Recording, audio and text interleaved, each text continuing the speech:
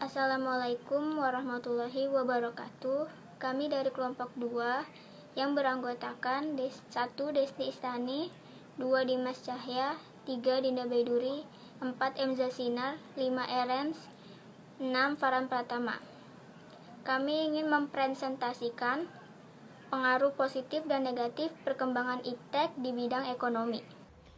Pengertian dari iptek. Iptek merupakan akronim dari ilmu pengetahuan dan teknologi. Akronim tersebut memiliki artinya masing-masing, baik ilmu, pengetahuan, dan teknologi. Ilmu adalah pemahaman mengenai suatu pengetahuan yang berfungsi untuk mencari, menyelidiki, dan membuktikan suatu hipotesis atau menyelesaikan suatu hipotesis. Ilmu juga merupakan pengetahuan yang sudah terbukti akan kebenarannya.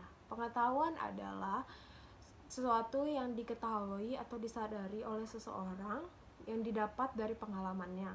Pengetahuan juga tidak dapat dimasukkan dalam ilmu, dikategorikan sama dengan ilmu karena kebenarannya yang belum terbukti.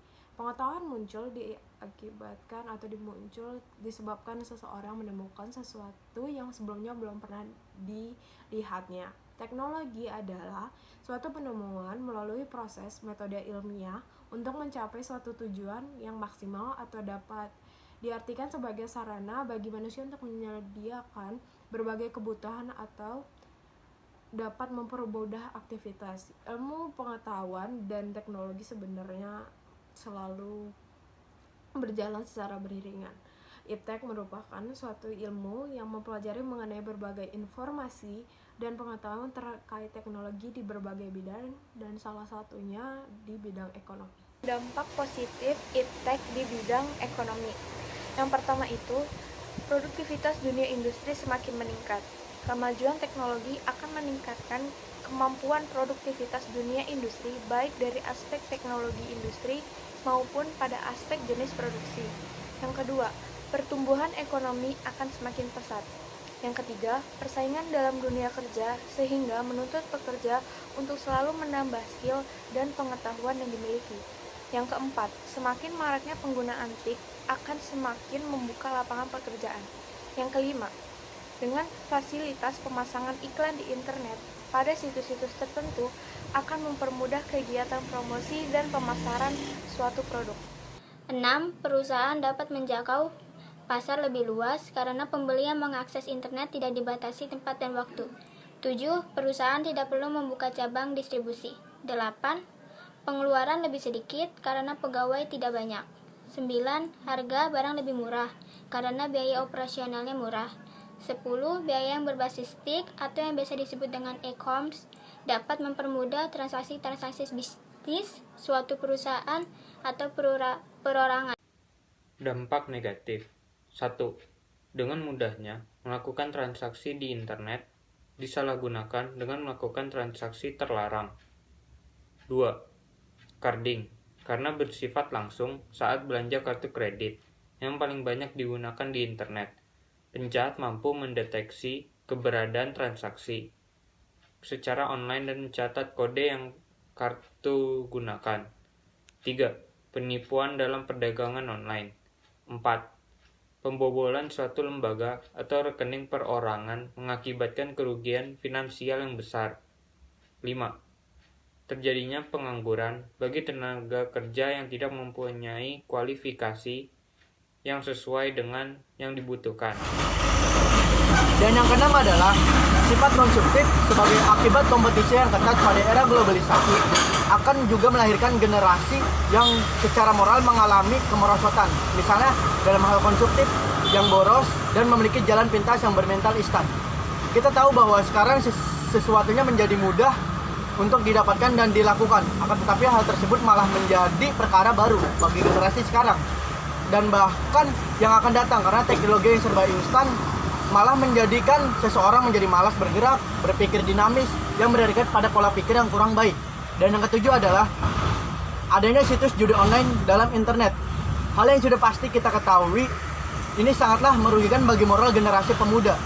Karena situs tersebut sangat dilarang oleh hukum dan bahkan agama.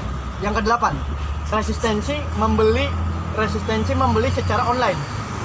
Karena teknologi yang terus berkembang pesat, bagi orang awam yang belum pernah bertransaksi secara online akan sangat merugikan, akan sangat janggal bagi orang awam tersebut. Belum lagi ketakutan bila pembayaran tidak terkirim atau telah diterima, atau barang tidak terkirim, atau bahkan barang dikirim tapi tidak diterima. Yang kesembilan, impor lebih banyak dibandingkan lokal. Ini adalah masalah yang sangat tidak bisa dihindari. Sudah pasti terjadi dalam suatu negara karena alat transportasi yang dibuat dengan teknologi yang semakin canggih hingga memudahkan proses impor, ekspor, memudahkan proses tersebut. Hal ini akan menjadi ketergantungan karena sekarang mayoritas pemuda mengikuti gaya kebarat-baratan seperti halnya Indonesia yang saat ini.